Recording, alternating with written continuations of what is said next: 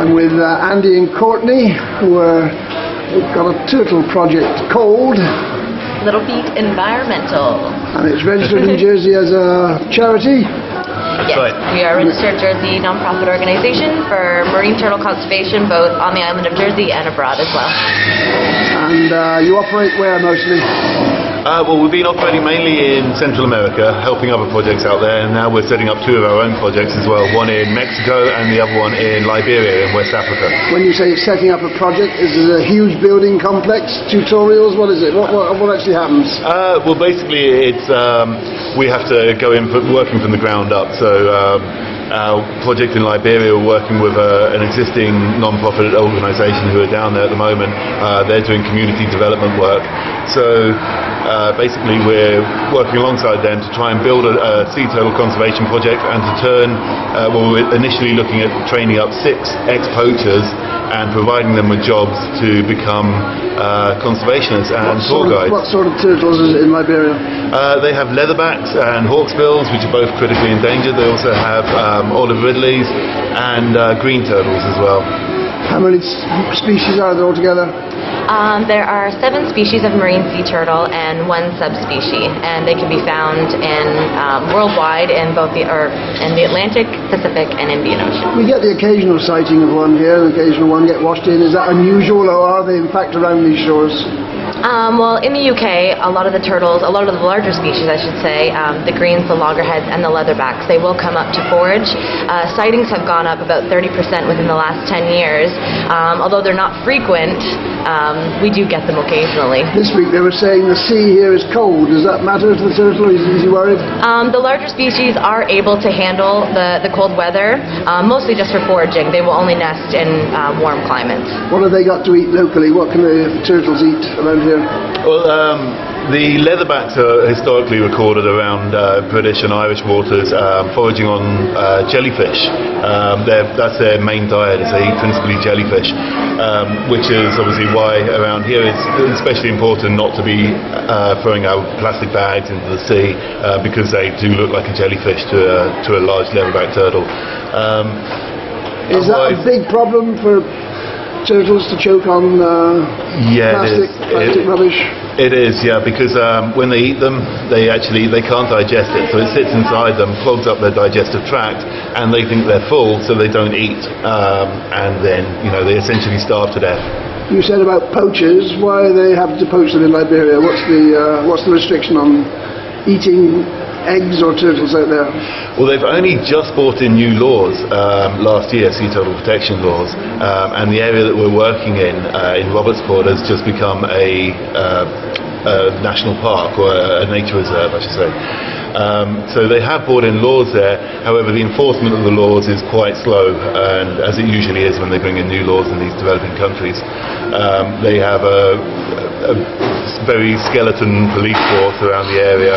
There's a lot of UN presence, but not much in the police force. You see very often these bits of film of the little quiet beaches where female turtle waddles ashore, digs a hole, lays 200 eggs and goes away, and then you see these tragic pictures of the seagulls pecking the young when that's obviously what happens in nature. What's being done to stop that happening? I mean, that's what nature does, isn't it? That is nature, yeah. Unfortunately, they say that roughly 1 in 1,000 turtles that hatch, 1 in 1,000 hatchlings will actually survive to adulthood. So you can imagine every nest may contain 60 to 150 eggs. So we're looking at at least 10 nests to produce 1 adult turtle.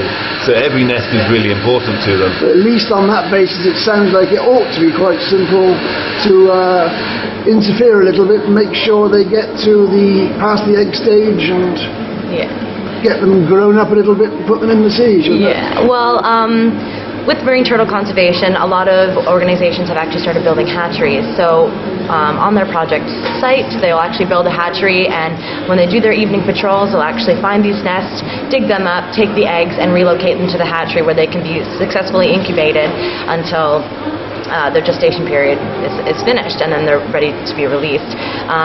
Some projects have a tendency to keep their hatchlings a little bit longer, and then some just release them as soon as they hatch.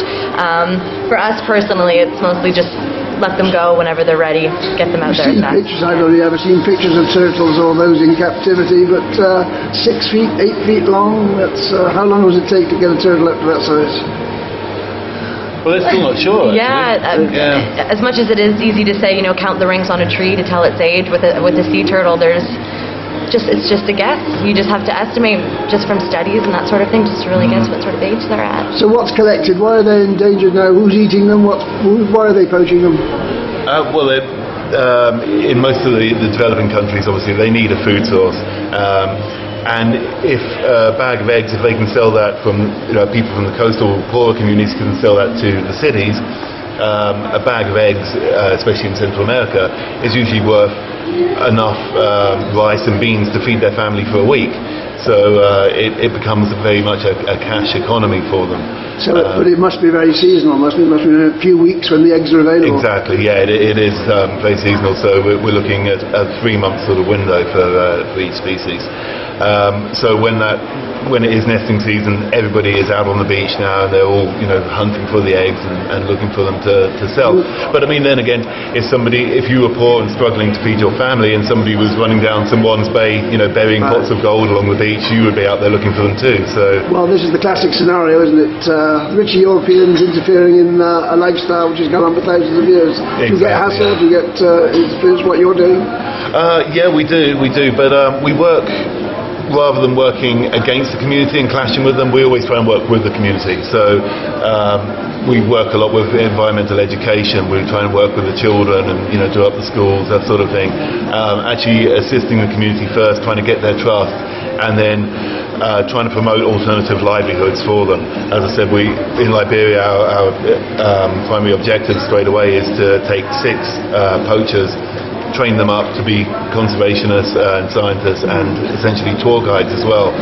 The area that we're working in is renowned for having very good surf, so it has a lot of potential for bringing in tourism into that area. Is that what you do? Migrate with the turtles from Jersey? I've been on and off for about the last 10 years. I've been going out and working with turtles, mainly in Central America. You come here for the winters or the? I come here when I'm broken. So you can use this wealthy island as hopefully to raise cash. Well, that's it. Yeah, I mean, we're looking for funding right now for our 2 projects for Mexico and for Liberia. What sort of amounts? Huge amounts? Not huge. No, I mean, when you look at the amount that we're going to be doing. With Liberia, we're looking for roughly £20,000 to £25,000, which, as I say, is going to provide. This is seed funding. We're hoping this project will be self-sustaining after 3 years through tourism. So basically, off the bat, that's going to provide jobs for 6 local people. Because it's an animal project at base, but of course it's got all sorts of social implications. Exactly. Does that put you in the remit of overseas aid?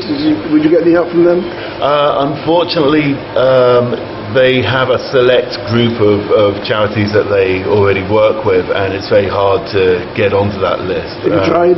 Yeah. I've tried. Did they say come back next year, or is it? Yeah, and because obviously we're a fledgling NGO, they want to see a lot of financial history and etc. So you're looking for rich kids to finance you, is that it? Well, yeah, banks or... Yeah. But it's basically looking for just, honest people that actually just have a passion for conservation, that, they want to do well, and they want to see other people do well, and ultimately see species do well in the future. So if you were to put some bank's logo on the back of a few turtles, do you think that might be a funny way?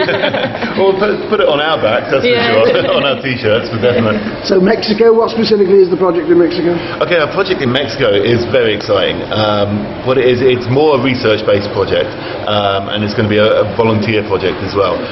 What we are essentially doing is there's an atoll there called Banco Chinchorro, and it's a massive big atoll. It's like 45,000 hectares, is it? I think something like that. It's massive.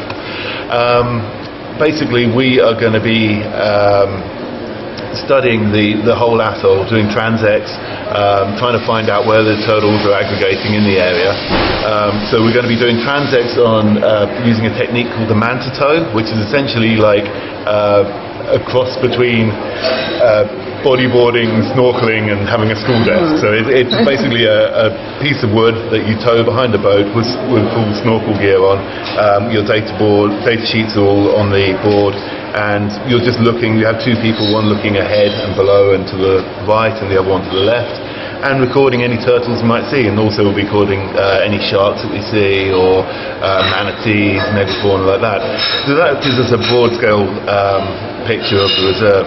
Once we get an idea of where the turtles are aggregating, then we're actually going to be netting them. So we'll be using 600-metre long nets drawn around in a circle, and we will then have teams of snorkelers patrolling the perimeter of the net to check for any turtles that get caught up in the net, and then a catch boat will go over, retrieve the turtle from them, and then we're going to be tagging them, pit tagging, which is like a little microchip which goes into the muscle, and measuring them, weighing them, getting all their morphometric data. What institution have you got to tag on to in Mexico? Is it a university or? Well, we are hoping to get a link with University of Chatham out there, but that's not established as yet. But that will be for doing our DNA analysis. Apart from cash, do you need volunteers to go out there? We will need lots of volunteers. People who can swim, obviously. Yes, yeah, who aren't afraid of the ocean. Yeah, definitely. And with our Mexico project as well, like as much as we are there for marine turtles and that sort of thing, a lot of people get the social and cultural immersion as well.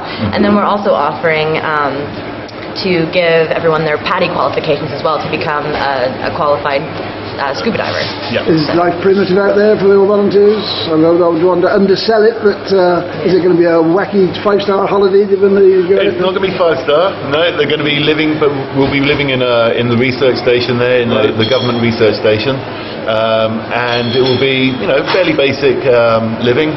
I think that's 5-star. It's 5-star compared to a lot of the places that we've worked. Yeah. Minimum age? 18. Maximum age? 80. If they're up, 180. if they're up for it? If they are up for it, what sort of funding would they need as an individual to go out there and say, I want to join up? What sort of funding? Well, we're still developing that at the moment, our funding stage. Because it's such a remote atoll as well, we'll be looking for volunteers to commit to a 3-month research phase as well. It won't be very expensive, and compared to a holiday, it's going to be a lot cheaper. Would people go for a few weeks and then come back, or would they stay for the entirety of the project?